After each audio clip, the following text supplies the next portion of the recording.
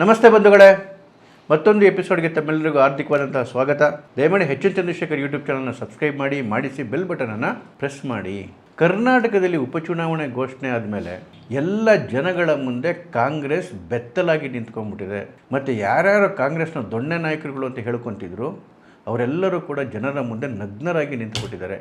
ಯಾಕೆ ಅಂತ ಹೇಳಿದ್ರೆ, ಎರಡು ಉಪಚುನಾವಣೆಗಳ ಡೇಟ್ಗಳು ಘೋಷಣೆ ಆಗ್ತಿದ್ದಂಗೆನೇ ಕಾಂಗ್ರೆಸ್ಸಲ್ಲಿ ನಡೀತಿರ್ತಕ್ಕಂಥ ತಲ್ಲಣಗಳು ಹೇಗಿದೆ ಅಂತ ಹೇಳಿದ್ರೆ, ಅದು ಬಾಗಲಕೋಟೆಯಲ್ಲಿರ್ಬೋದು ಅಥವಾ ದಾವಣಗೆರೆ ದಕ್ಷಿಣದಲ್ಲಿರ್ಬೋದು, ಇಡೀ ದೇಶದೊಳಗಡೆಗೆ ಯಾವ ಒಂದು ತಿರುಬೋಕಿ ಸ್ಥಿತಿ ಕಾಂಗ್ರೆಸ್ಸಿಗೆ ನಿರ್ಮಾಣ ಆಗಿದೆ, ಸೇಮ್ ಅದರ ರೆಪ್ಲಿಕಾನೇ ಕರ್ನಾಟಕದಲ್ಲೂ ಕೂಡ ಆಗ್ತಿರೋದು.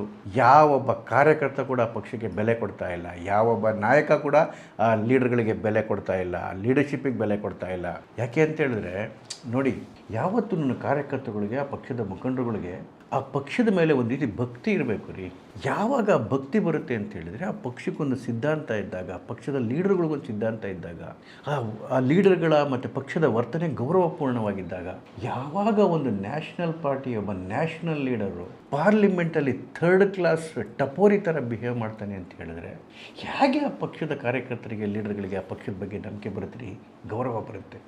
ನೀವೇ ಹೇಳಿ. ಆ ಪಕ್ಷದಲ್ಲೂ ಲೀಡರ್ಗಳು 10 ವರ್ಷಗಳಿಂದ ಪಕ್ಷ ಕಟ್ಕೊಂಡ್ಬಂದಿದ್ದಾರೆ, ಸಂಭಾವಿತರಿದ್ದಾರೆ, ಬುದ್ಧಿಜೀವಿಗಳಿದ್ದಾರೆ, ವಯಸ್ಸಾಗಿರ್ತಕ್ಕಂಥವ್ರು ಇದ್ದಾರೆ, ರಾಜಕಾರಣದಲ್ಲ 50-60 ವರ್ಷ ದುಡ್ದಂಥವ್ರು ಇರ್ತಾರೆ. ಅವ್ರಿಗೆಲ್ಲ ಹೇಗಾಗಬೇಕು ಅಂತ ಬಿಹೇವಿಯರ್ಗಳನ್ನ ನೋಡಿದ್ರೆ, ನಾನು ಹೇಳ್ತಾ ಇದ್ದೀನಲ್ಲ, ಈ ಉಪಚುನಾವಣೆ ಘೋಷಣೆ ಆದಮೇಲೆ ಕರ್ನಾಟಕ ಕಾಂಗ್ರೆಸ್ ಜನರ ಮುಂದೆ ಬೆತ್ತಲೆ ಆಗೋಗಿದೆ. ಇದು ಲೀಡರ್ಗಳು ಕೂಡ ನೋಡಿ, ಸಿದ್ದರಾಮಯ್ಯವ್ರದ್ದೇ ಯೋಚನೆ ಮಾಡಿ.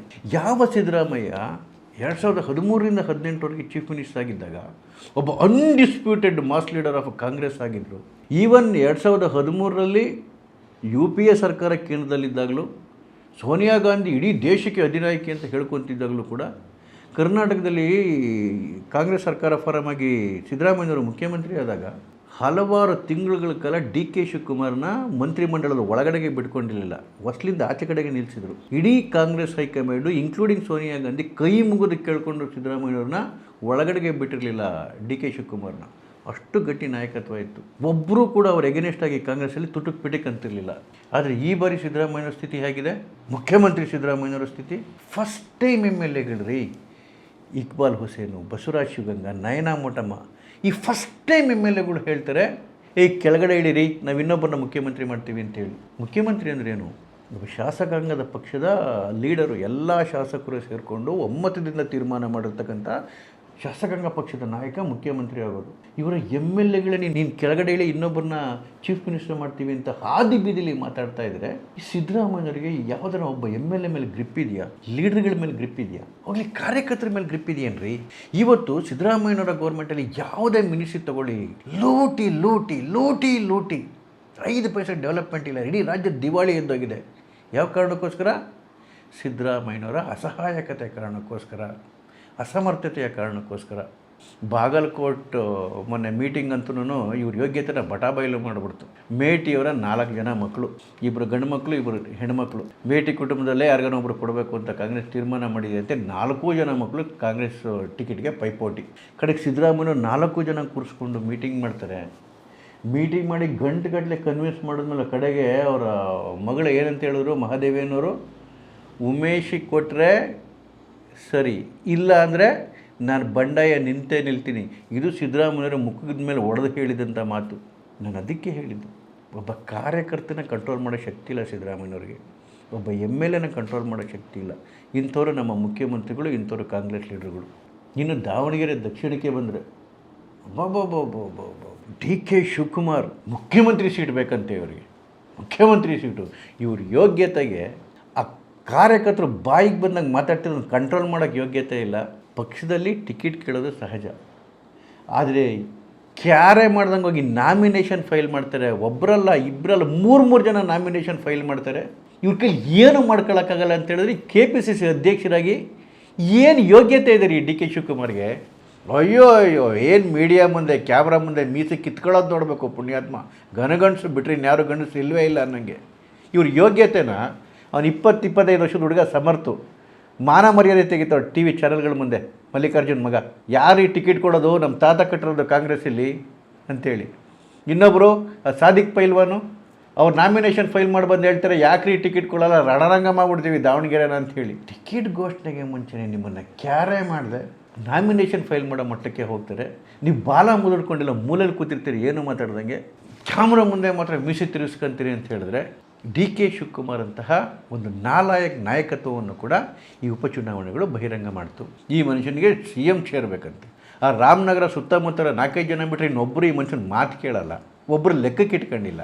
ಬರೀ ದಾವಣಗೆರೆಯಲ್ಲೇ ಅಲ್ಲ, ಬಾಗಲಕೋಟೆಲ್ಲೂ ಕೂಡ ಇವರ ಕಾರ್ಯಕರ್ತ ಕಾರ್ಪೊರೇಟರು ಗೋವಿಂದ್ ಬಲ್ಲಾರಿ ಅನ್ನೋರು ಅವರು ಆಗಲೇ ನಾಮಿನೇಷನ್ ಫೈಲ್ ಮಾಡೋರೆ. ಇದು ಕಾಂಗ್ರೆಸ್ನ ಲೀಡರ್ಗಳ ಪರಿಸ್ಥಿತಿ. ಇನ್ನು ಕಾಂಗ್ರೆಸ್ ಹೈಕಮಾಂಡು ಮಲ್ಲಿಕಾರ್ಜುನ್ ಖರ್ಗೆ ಅವರು AICC ಅಧ್ಯಕ್ಷರು, ಕರ್ನಾಟಕದವರು ಬಂದಾಗೆಲ್ಲ ಬಡ್ಕೊಂಡು ಹೋಗ್ತಾರೆ. ಯಾರು ಬಹಿರಂಗವಾಗಿ ಮಾತಾಡ್ಕೊಡ್ದು, ಗಪ್ಚುಪ್ ಮಾತಾಡಿದ್ರೆ ಸರಿ ಇರಲ್ಲ ಅಂತೇಳಿ, ಅವ್ರು ಸರಿ ಇರಲ್ಲ ಅಂತೇಳಿ ಹೋಗಿ 10 ನಿಮಿಷಕ್ಕೇ ಇಕ್ಬಾಲ್ ಹುಸೇನ್ ಮೀಡಿಯಾ ಮುಂದೆ ಬಂದು ಕಿಚ್ಚಕ್ಕೆ ಶುರು ಮಾಡ್ತಾರೆ. ಇದು AICCಗೆ ಮಲ್ಲಿಕಾರ್ಜುನ್ ಖರ್ಗೆ ಅವರಿಗೆ ಪಕ್ಷದ ಮೇಲೆ ಇರ್ತಕ್ಕಂಥ ಹಿಡಿತ.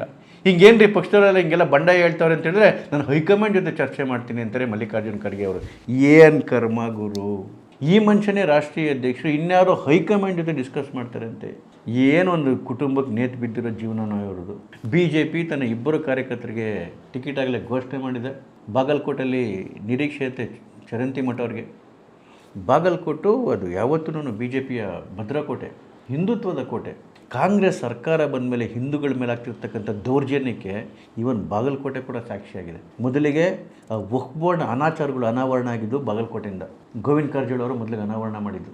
ಅಲ್ಲಿನ ಬಡ ಹಿಂದೂಗಳದ್ದು ನಮ್ಮ ದೇವಸ್ಥಾನಗಳೆಲ್ಲವನ್ನೂ ಆಸ್ತಿಗಳನ್ನು ಕಬ್ಜಾ ಮಾಡ್ಕೊಂಡು ಬರಿದೆ ವಕ್ಫ್ ಬೋರ್ಡು. ಈಗ ಮೊನ್ನೆ ನಡೆದ ಶಿವಾಜಿ ಜಯಂತಿನಲ್ಲಿ ಪಾಪಿಗಳು ಜಯಂತಿ ಮೇಲೆ ಚಪ್ಪಲಿ ತೂರ್ತಾರೆ, ಕಲ್ ತೂರ್ತಾರೆ ಸ್ಕೌಂಡಲ್ಗಳು ಅಂತ ಹೇಳಿದ್ರೆ ಏನು ಮಾಡ್ತಾ ಇದೆ ಸರ್ಕಾರ? ಮಾನ ಮರ್ಯಾದೆ ಇದೆಯೇನ್ರಿ ಸರ್ಕಾರಕ್ಕೆ? ಹಿಂದೂಗಳ ಮಾನಹೋಮ ಮಾಡೋದಕ್ಕೆ ಸರ್ಕಾರ ಬಂದಿದೆಯಾ? ಇವತ್ತು ಲಂಗು ಲಗಾಮಿಲ್ಲದೆ ಸ್ಕೌಂಡಲ್ಗಳು ಕಲ್ಲೆಸ್ಕೊಂಡು ಚಪ್ಪಲಿ ಎಸ್ಕೊಂಡು ಮೆರಿತಾ ಇದ್ದಾರಲ್ಲ, ಸ್ಟೇಷನ್ಗಳಿಗೆ ನುಗ್ಗಿ ಬೆಂಕಿ ಇಡ್ತಾರಲ್ಲ ಸ್ಟೇಷನ್ಗೆನೇ, ಅವನ್ನ ಕಂಟ್ರೋಲ್ ಮಾಡ್ತಕ್ಕಂಥ ಏನಾದರೂ ಕೆಲಸ ಈ ಸರ್ಕಾರದಿಂದ ಆಗ್ತಿದೆಯಾ? ಅದೊಬ್ಬ ನಾಲಾಯಕ ಗೃಹ ಸಚಿವ ಬೇರೆ, ಯಾವುದಕ್ಕೆ ಕೇಳಿದ್ರೆ ಗೊತ್ತಿಲ್ಲ ಕ್ರಮ ತಗೊತೀವಿ.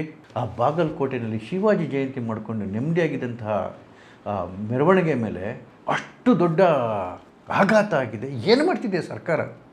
ಇವತ್ತು ಬಾಗಲಕೋಟೆಯ ಹಳ್ಳಿಯಲ್ಲಿ ಆ ಹಿಂದುತ್ವದ ಕೆಚ್ಚು ಪ್ರಜ್ವಲಿಸ್ತಾ ಇದೆ.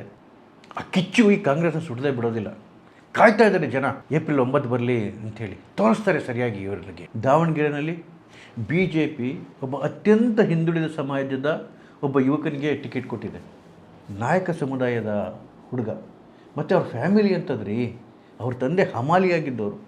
ಇಂತಹ ಒಂದು ಸಾಮಾಜಿಕವಾಗಿ ಅತ್ಯಂತ ಹಿಂದುಳಿದಂತಹ, ಈವನ್ ಜಾತಿ ಸಮುದಾಯದಲ್ಲೂ ಅತ್ಯಂತ ಹಿಂದುಳಿದಂತಹ ಸಮುದಾಯಕ್ಕೆ ಇವತ್ತು BJP ಗೌರವ ಕೊಟ್ಟಿದೆ. ಅಲ್ಲಿನ ಎಲ್ಲ ಹಿಂದುಳಿದ ವರ್ಗದವರು, ದಲಿತ ಸಮುದಾಯದವರು, ನಾಯಕ ಸಮುದಾಯದವರು ಹಾಗೂ ಎಲ್ಲ ಹಿಂದೂ ಸಮುದಾಯದವರು ಎಲ್ಲರೂ ಕೂಡ ಆ ಯುವಕರ ಜೊತೆಗೆ ನಿಲ್ಲಬೇಕ್ರಿ. ಒಂದು ಕುಟುಂಬಕ್ಕೆ ನೇತು ಬಿತ್ಕೊಂಡು, ಒಂದು ಯಾವುದೋ ಸಮುದಾಯಕ್ಕೆ ನೇತು ಬಿತ್ಕೊಂಡು ರಾಜ್ಯವನ್ನು ಎಷ್ಟು ಹಾಳು ಮಾಡಬೇಕು ಅಷ್ಟಾಗಲೇ ಹಾಳು ಮಾಡಾಗೋಗಿದೆ. ಇವತ್ತು ಈ 2 ಉಪಚುನಾವಣೆಗಳ ತೀರ್ಮಾನ ಈ ದರಿದ್ರ ಸರ್ಕಾರ ಉಳಿಯುತ್ತೋ ಅಥವಾ ಬಿದ್ದೋಗುತ್ತೋ ಅನ್ನೋದನ್ನು ತೀರ್ಮಾನ ಮಾಡುತ್ತೆ. ಈ 2 ಉಪಚುನಾವಣೆಯಲ್ಲಿ ಕಾಂಗ್ರೆಸ್ ಸೋತರೆ ಭಾಳ ದಿನ ಈ ಸರ್ಕಾರ ಉಳಿಬಾರ್ದು. ಇವತ್ತು ಇಡೀ ರಾಜ್ಯವನ್ನು ದಿವಾಳಿ ಮಾಡಿರ್ತಕ್ಕಂಥ ಈ ಸರ್ಕಾರಕ್ಕೆ ಒಂದು ಕ್ಷಣ ಕೂಡ ಅಧಿಕಾರ ಇಲ್ಲ ಸರ್ಕಾರದಿಂದ ಮುಂದುವರಿಯೋದಕ್ಕೆ. ತೊಲಗಬೇಕು ಈ ಸರ್ಕಾರ. ಅದು ತೊಲಗಬೇಕು ಅಂತ ಹೇಳಿದ್ರೆ, ಜನ ಬದುಕಬೇಕು ಅಂತ ಹೇಳಿದ್ರೆ, ರೈತರು ಬದುಕಬೇಕು, ಹೆಣ್ಣುಮಕ್ಕಳು ಧೈರ್ಯದಿಂದ ನೆಮ್ಮದಿಯಾಗಿ ಬಾಳಬೇಕು, ಯುವಕರೆಲ್ಲರೂ ಒಂದು ಒಳ್ಳೆ ಭವಿಷ್ಯ ಕಂಡುಕೋಬೇಕು ಅಂತ ಹೇಳಿದ್ರೆ ಈ ಸರ್ಕಾರ ತೊಲಗಬೇಕು. ಈ ಸರ್ಕಾರ ತೊಲಗಬೇಕು ಅಂತ ಹೇಳಿದ್ರೆ ಈ 2 ಉಪಚುನಾವಣೆಯಲ್ಲಿ ಘೋರವಾದ ಸೋಲಾಗಬೇಕು ಕಾಂಗ್ರೆಸ್ಗೆ. ಅದು ಜನಗಳ ಕೈಲಿದೆ, ಮಾಡೇ ಮಾಡ್ತಾರೆ ಇರ್ತಕ್ಕಂಥ ನಂಬಿಕೆ ಕೂಡ ನಮಗಿದೆ. ನಮಸ್ಕಾರ.